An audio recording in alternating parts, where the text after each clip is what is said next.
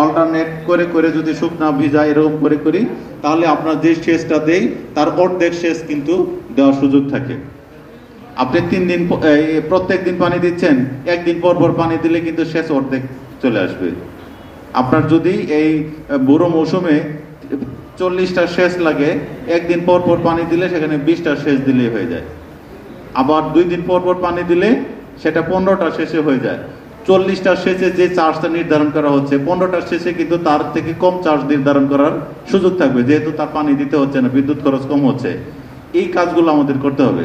আপনার পানি প্রত্যেক দিন দিলেই যে ধান উৎপাদন বেশি হবে তা না, হবে? তাহলে কি করতে হবে?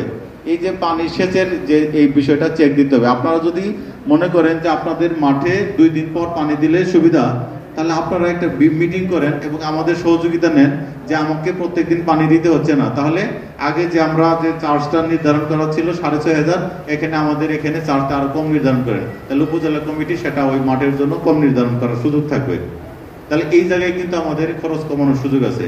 মোট কথা হচ্ছে, আমি বলতে চাচ্ছি এটাই যে আপনি যদি উৎপাদন খরচ যদি না কমাইতে পারেন, এই মূল্য নির্ধারণ করে কিন্তু কৃষকের লাভ করা সম্ভব হবে না। হবে?